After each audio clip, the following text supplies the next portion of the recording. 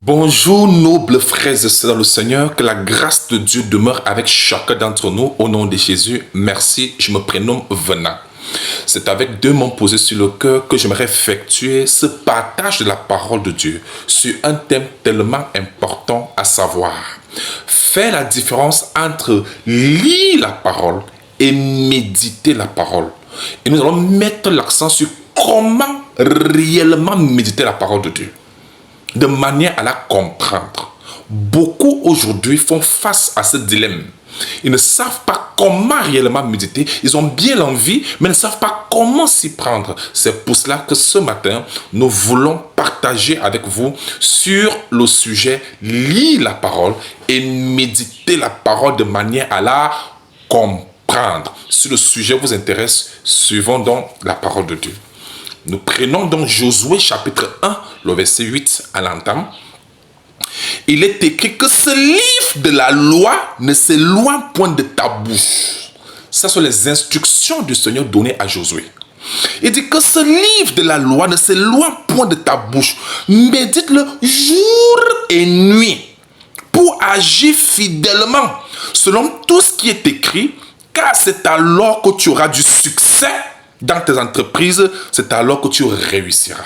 Donc vous comprenez ici que le succès et la réussite dépendent réellement de la lecture et de la méditation de la parole de Dieu, afin de pouvoir mieux l'appliquer. Amen. Si quelqu'un tient à réussir dans sa marche avec le Seigneur, dans sa communion avec le Seigneur, il doit lire et méditer la parole de Dieu afin de mieux la mettre en pratique. Est-ce que c'est clair? Quelle est donc la différence entre les deux? La lecture de la parole de Dieu, c'est le fait de s'imprégner, de prendre connaissance de ce qui est écrit en lisant. C'est comme à l'école. Il faut lire, étant posé. Ne lisons pas comme s'il fallait vite. Non, il faut aller doucement. C'est ça la lecture de la parole de Dieu. Il faut le faire. Lire posément. Et à tous ceux qui ne savent pas lire, il y a les Bibles en nos dieux. Et ce n'est pas seulement tout, mais il n'est jamais trop tard pour apprendre. Ah oui, même à 100 ans, on peut apprendre, même à 50 ans, on peut apprendre. Donc, imprégnez-vous la parole. Donc, la lecture de la parole de Dieu, c'est le fait de s'imprégner. C'est le fait de prendre connaissance. Connaître ce qui est écrit. Mais ça, ce n'est que le premier niveau. Et il faut comprendre que cette lecture de la parole de Dieu, tout le monde peut la faire. Hein? Tout le monde peut lire. Hein? Que les croyants, non-croyants, tout le monde, il suffit seulement de savoir lire et d'avoir un bon cerveau. Vous comprenez? Tout le monde pourra le faire. Il y a même les païens qui peuvent bien lire, réciter la parole, la Bible, les Saintes Écritures, mais le problème c'est qu'ils ça ne fait pas d'eux enfants de Dieu. C'est pas parce qu'on sait lire, on sait retenir, on sait réciter les Saintes Écritures que ça veut dire qu'on est enfant de Dieu. Non, un païen peut bien le faire. Il suffit seulement d'être intelligent naturellement. Il suffit seulement d'avoir un bon cerveau, une bonne mémoire. On va le faire. Maintenant, voilà pourquoi ça, ce n'est qu'un premier niveau, une première étape. Vous comprenez? Passons maintenant à la deuxième étape. La méditation de la parole de Dieu. C'est quoi méditer? C'est même là le sujet. La méditation de la parole de Dieu, c'est le fait d'étudier, réfléchir. Voyez-vous? De manière à comprendre les Saintes Écritures. Donc la lecture de la parole, c'est pour connaître. Et la méditation, c'est chercher à comprendre ce qu'on a lu. Parce que beaucoup lisent sans comprendre. Proverbe chapitre 16, le verset 20 déclare: celui qui réfléchit sur les choses trouve le bonheur. Bien-aimé, pour comprendre les Saintes Écritures, il faut réfléchir, il faut être curieux, il faut se poser des questions, il faut s'interroger, il faut chercher à comprendre. Et c'est quelque chose que la religion a tué chez les fidèles. La religion a établi des dogmes. Vous devez seulement accepter. On ne vous aide pas à réfléchir. Vous acceptez seulement tel qu'on vous dit. Mais pourtant, ce n'est pas vrai. Ce sont les Saintes Écritures et les questions ici de réfléchir. Ne laissez rien ni personne tuer votre curiosité, votre réflexion. Nous devons réfléchir. Ah oui. La Bible dit que celui qui réfléchit sur les choses trouve le bonheur. Ça, c'est Proverbe 16, le verset 20. Donc, lors de la méditation de la parole de Dieu, il faut réfléchir. Il faut se poser des questions, il faut s'interroger. Il faut être curieux pour chercher à comprendre ce que tu as lu. Parce qu'on peut bien réciter sans comprendre. On peut bien retenir sans comprendre. Donc, la compréhension de la parole de Dieu nécessite obligatoirement la méditation. C'est la méditation de la parole de Dieu qui nous permettra de comprendre la parole de Dieu telle que Dieu le demande. Et surtout, assisté par le Saint-Esprit. Il y a deux choses qu'il faut pour bien méditer la parole de Dieu et réussir à arriver à la compréhension. Il faut premièrement l'Esprit de Dieu pour vous accompagner dans ce que vous êtes en train de faire. Il faut aussi l'appui d'un encadreur, de celui qui maîtrise très bien la parole de Dieu. Vous comprenez? Celui qui la comprend. Il peut aussi vous venir en appui. Et c'est ça le travail. Amen. La question, bien aimée, maintenant, c'est de savoir comment donc méditer la parole de Dieu de manière pratique. Je vous donne un exemple biblique. Nous allons faire tous un exemple de manière claire. Vous allez tout comprendre. Nous prenons Actes chapitre 8. Il s'agit ici de la rencontre d'un serviteur de Dieu appelé Philippe avec l'eunuque éthiopien. Lui, il lisait la Bible. Voyez-vous, il lisait les Saintes Écritures, mais le point c'est qu'il ne comprenait pas ce qu'il lisait. Il était curieux. Voyez-vous, lisons un peu l'histoire. Nous sommes dans Actes chapitre 8. Nous prenons du verset 29. L'Esprit dit à Philippe, avance et approche-toi de ce char. Philippe accourut et entendit l'Éthiopien qui lisait le prophète Isaïe.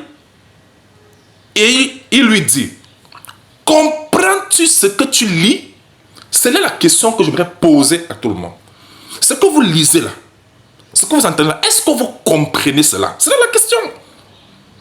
Parce que c'est la compréhension qui provoque la prise de conscience, le changement et même l'application de la parole de Dieu. Si on ne la comprend pas, on ne peut ni changer, ni prendre conscience, ni changer les choses. Ça ne peut pas même appliquer, on ne pourra pas. Donc la méditation de Dieu, la méditation de la parole de Dieu est tellement capitale. C'est même un secret pour la véritable délivrance. C'est le secret pour être affranchi. Comme je vous avais dit, que vous connaîtrez la vérité et la vérité vous affranchira. C'est bien aimé, la connaissance est une bonne chose. Mais c'est la compréhension qui apporte tout le changement. Amen. Nous suivons la lecture. Comprends-tu ce que tu lis? Le verset 31. Il répondit, comment le pourrais-je si quelqu'un ne me guide? Vous avez d'abord besoin du Saint-Esprit, comme je l'ai dit, et l'encadrement d'un homme de Dieu qui maîtrise bien la chose. Ah ouais, c'est ça mon travail aussi.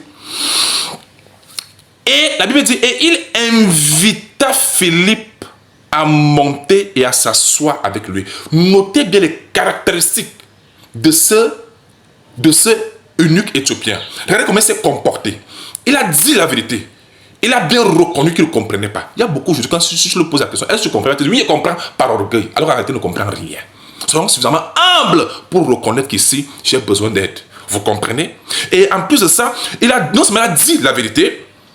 Deuxièmement, il n'a pas joué les sabitou, hein. Il n'a pas joué les connaisseurs, il n'a pas joué les sabitou. Il était seulement humble. S'il vous plaît, si vous voulez avoir la révélation de la parole de Dieu, soyez humble. Soyez vraiment humble de cœur. Ne venez pas jouer les sabitou, sinon Dieu va vous confondre. Si vous voulez vraiment comprendre les Saintes Écritures, soyez humble. La Bible dit que Dieu résiste aux orgueils, il fait grâce aux humbles. Quand vous voulez connaître, soyez humble devant Dieu. Faites comme si vous ne connaissez rien et laissez Dieu vous guider. Laissez Dieu vous enseigner. Laissez la parole de Dieu vous instruire. Amen. Regardez les caractéristiques, regardez un peu le comportement de ce eunuque éthiopien. Il dit, et il invita Philippe à monter. Bien aimé, apprenez à inviter ceux qui maîtrisent pour vous aider. Ne restez pas timide, ne restez pas renfermé. Non, nous sommes les membres du corps de Christ. Nous sommes tous des frères et sœurs. Même à l'école, quand quelqu'un maîtrisait bien une matière par rapport à l'autre, mais celui qui ne maîtrisait pas pouvait appeler son collègue, son camarade, que pardon, aide-moi. Il y a les problèmes de mathématiques ici. Par exemple, à l'école, je pense que j'étais en mathématiques. Et j'ai aidé beaucoup de camarades. Quand on ne comprend pas quelque chose, il faut demander de l'aide. Ne restez pas renfermé. Amen. Ouvrez-vous et posez vos questions et vous serez éclairés. C'est de ça qu'il s'agit. Il dit ici que... Et il invita Philippe à monter et à s'asseoir avec lui. C'est de ça qu'il s'agit. Mais bien, à tous ceux-là qui veulent méditer, qui n'arrivent pas, même si vous êtes bloqué dans quoi, vous pouvez écrire, on va vous aider. Vous comprenez? Faites-nous savoir, on va vous aider aussi. Ah oui. Le verset 32, le passage de l'écriture qu'il lisait était celui-ci. Il a été mené comme une brebis à la boucherie et comme un agneau muet devant celui qui le tombe. Il n'a pas ouvert la bouche. Dans son humiliation, son jugement a été levé et sa postérité qui la dépendra. Il dit, car sa vie a été retranchée de la terre. L'eunuque dit à Philippe, écoutez bien, il dit, l'eunuque, je te prie, de qui le prophète parle-t-il ainsi? Est-ce de lui-même ou de quelqu'un d'autre? Montrant que c'est un gars curieux. Apprenez à être curieux. Même les disciples Jésus se posaient tellement de questions à Jésus. Le problème de cette génération, c'est que la génération ne peut pas être curieuse. Elle accepte tout ce qu'on lui dit. Ce n'est pas bon. Réveillez-vous les bien-aimés. Prenez conscience. Il pose la question. Ça veut dire qu'il était intéressé par ce qu'il disait, il ne comprenait pas. Il cherchait à savoir. Même la Bible dit que cherchez, vous trouverez. Il n'y a pas que l'argent qu'il faut chercher. Il faut aussi chercher la vérité. Il faut chercher la vérité. La Bible dit que Jésus a dit que celui qui cherche trouve. On ouvre à celui qui frappe. Celui qui demande, on donne à celui qui demande. Cherchez la vérité, bien aimés. Oh. Ne comptez pas seulement sur les autres. Hein. Apprenez vous-même à vous chercher, allez à la recherche, à la conquête de la vérité. Attention. Oh. Si vous comptez sur les autres, ils vont vous induire en erreur. Ce n'est pas la blague. Amen. Très bien. Bien aimé, nous remarquons ici que l'eunuque était quelqu'un qui lisait, qui s'interrogeait, qui posait des questions, qui était curieux. Et maintenant, donc, quand il a posé sa question, la Bible dit maintenant au verset 35, alors Philippe ouvra la bouche et, commençant par ce passage, lui annonça la bonne nouvelle de Jésus. Vous avez vu? Le problème, c'est que les gens ne sont pas ouverts. Le problème, c'est que les gens n'ont pas le temps même. Alors que la méditation nécessite du temps. Vous pouvez lire un passage pendant 2 minutes, mais vous allez méditer le passage là pendant plusieurs heures. Nous allons voir ça tout à l'heure. Vous avez vu? Il était un eunuque, il avait des responsabilités, mais il a su s'organiser, il a su faire son programme de manière à donner à César ce qu'il y a à César et à Dieu ce qu'il y a à Dieu, pour avoir sa vie de méditation de manière à être imprégné de la parole et comprendre. Le problème, c'est que la génération-ci est tellement occupée avec des inutilités, avec des vanités, même leur temps même de repos, le temps de pause, ils n'ont pas toujours le temps pour Dieu. Ils trouvent des excuses, des prétextes pour ne pas méditer. C'est pourquoi les gens se font avoir par les gens qui n'ont pas de bonnes intentions. Ah oui. Alors il avait compris. Et plus tard, la Bible dit qu'il s'est baptisé. Il a compris. Il a compris clairement. Le problème, c'est que les gens ne sont pas disposés. Et c'est ça l'erreur. Puis, mais trouvez toujours le temps pour instruire votre âme, votre esprit dans les affaires de Dieu. C'est un devoir. Votre esprit doit manger la nourriture spirituelle qui est la parole de Dieu. Vous ne pouvez pas passer votre temps à nourrir votre chair, mais pourtant vous ne pouvez pas nourrir votre esprit. Notre esprit ne vit que de la parole de Dieu. Jésus avait été clair. Matthieu 4,4. L'homme ne va pas de pain seulement, mais toute parole qui sort de la bouche de l'Éternel. La parole de Dieu, là, elle doit être bien digérée, bien assimilée à nous par la méditation de la parole de Dieu. Nourrissons nos esprits, sinon nos esprits seront mis en captivité. Amenés en captivité par l'ennemi. Mais quand nous sommes en Christ, avec l'esprit de Christ, et en nourrissant notre esprit jour et nuit, on sera toujours très fort. Même spirituellement, Satan ne pourra rien contre nous. Spirituellement, les sorciers ne pourront rien contre nous. Spirituellement, même les démons ne pourront rien contre nous, parce qu'ils sont bien équilibrés spirituellement. La parole de Dieu donne la force à notre esprit pour que rien ni personne ne nous touche, que ce soit physiquement, que ce soit spirituellement. Est-ce que c'est clair? Ayant déjà compris cela, je vous prends un exemple plus pratique encore. Ça, c'est un exemple biblique qu'on a vu. Maintenant, s'il vous plaît, je veux que vous me prêtiez attention sur ce point-ci. Je vais lire un passage et je vais méditer moi-même pour vous montrer l'exemple comment on fait. Vous comprenez? Voilà, suivez le regard. Je suis dans 2 Corinthiens chapitre 5, le verset 17. Je lis le passage et puis je médite moi-même. Vous allez voir comment je fais. Ça va vous aider à bien comprendre aussi. Voyez-vous? Je prends. Si quelqu'un est en Christ, il est une nouvelle créature. Les choses anciennes sont passées et voici toutes choses sont devenues nouvelles. Quand vous méditez la parole de Dieu, commencez d'abord par vous mirer vous-même. Ne regardez pas d'abord aux autres. Regardez d'abord vous-même. Vous comprenez? Regardez comment je fais. C'est un exercice que je fais. Si quelqu'un est en Christ, attendez, si quelqu'un, ça veut dire que Dieu ne distingue même pas homme, femme. On n'a pas dit homme, on n'a pas dit femme, on n'a pas dit jeune. On a dit quelqu'un dont n'importe qui, peu importe mes origines, est en Christ. Être en Christ. Bon, attendez. Est-ce que moi, je suis en Christ? Mais pourquoi on ne dit pas que être dans une obédience? dans une église quelconque, dans une religion, dans un ministère. Pourquoi on dit en Christ? Bon, attendez. Est-ce que moi, je suis d'abord en Christ même? Est-ce que moi-même, je suis d'abord en Christ? Vous voyez comment ils sont en train de m'interroger, non? Je me pose moi-même des questions de manière à être éclairé. Est-ce que je suis même en Christ? Bon, comment faire donc pour être en Christ? Je vais en parler l'homme de Dieu là. Et il faut qu'il me dise comment faire pour être en Christ. Parce qu'il faut que j'en connecte. Je dois me rassurer que je suis vraiment en Christ. Hein? On n'a même pas dit être dans un ministère. Mais être, donc ça veut dire que je peux être dans un ministère sans être en Christ. La Bible affirme que si quelqu'un est en Christ, est-ce que moi-même qui lis là, est-ce que je suis vraiment en Christ? Comment faire pour être en Christ? Il faut que je cherche à savoir. Je vais interroger les gens pour chercher à savoir comment être en Christ. Pour que moi je sois sûr que je suis moi-même en Christ. Très bien. Vous avez vu comment j'avance? Très bien. Il dit qu'il est une nouvelle créature. Mais pourquoi c'est écrit qu'il est? Pas qu'il sera après la mort. Mais il est une nouvelle créature. Bon, suis-je moi-même une nouvelle créature? C'est de quelle créature Dieu parle ici? Il s'agit de quelle créature? Il est une nouvelle créature. Est-ce que moi je suis une nouvelle créature? Si vous appelez, on va vous éclairer là-dessus. Vous allez comprendre que la nouvelle créature dont Dieu parle, c'est ton esprit qui est une nouvelle créature. Même si ta peau ne change pas, même si ton corps ne change pas, mais ton esprit change à une personne nouvelle en Christ. Vous avez vu comment vous explique les choses? Puis, mais ne restez pas renfermés. Vous avez vu comment je médite ça? Bon, une nouvelle créature. Je suis une nouvelle créature, pas que je serai. Non, je suis. Si je suis en Christ, je suis. Est-ce que je le suis alors? Voilà les questions qu'on doit poser.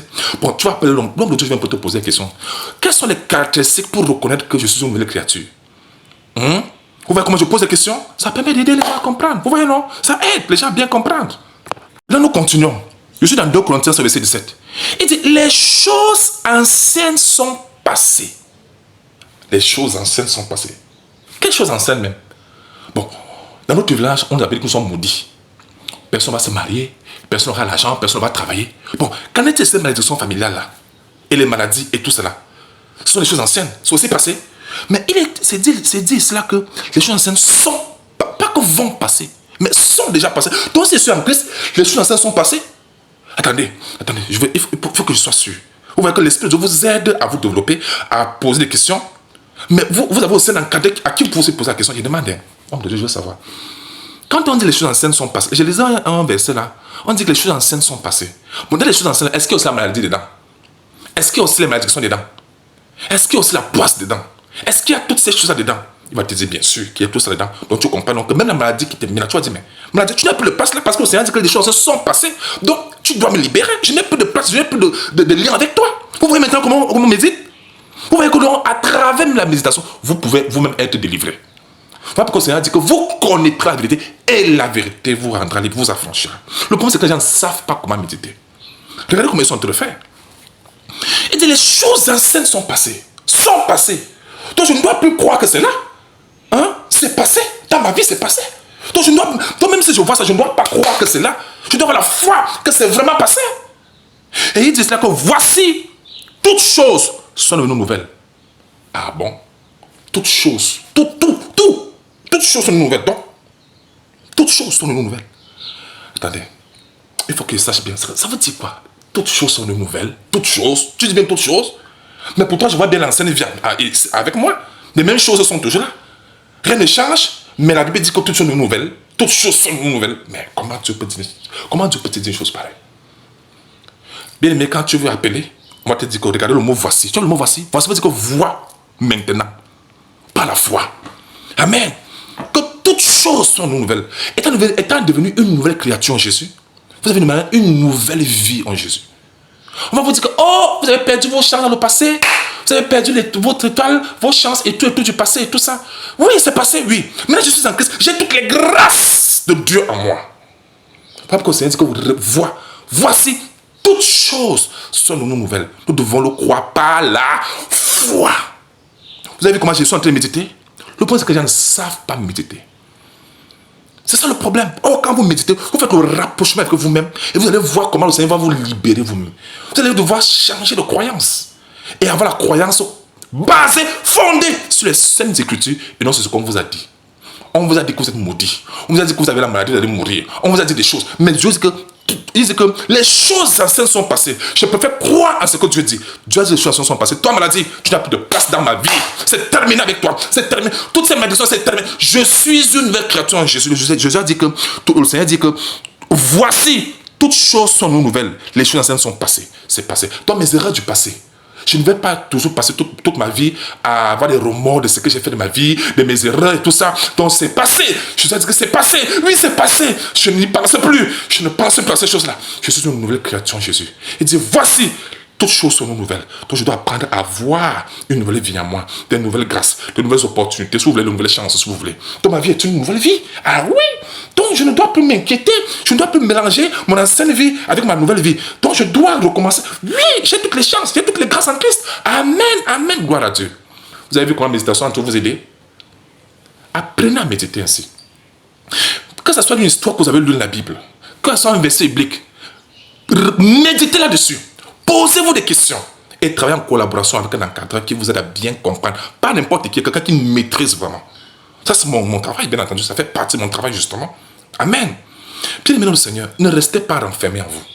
La parole de Dieu est une source de délivrance. Elle est une puissance de Dieu. Paul le disait encore dans Romains 1, le verset 16. Je n'ai pas honte de l'évangile. C'est la puissance de Dieu. Ouvre la puissance de Dieu. Voici la parole de Dieu qui est la puissance de Dieu. Imaginez la parole de Dieu qui a créé les cieux et la terre. Et tout ce qui s'y trouve. Vous croyez que la parole de Dieu là ne sera pas capable de vous libérer? Ne sera pas capable de vous affranchir? Même si c'est quel démon qui vit en nous, le démon là va disparaître.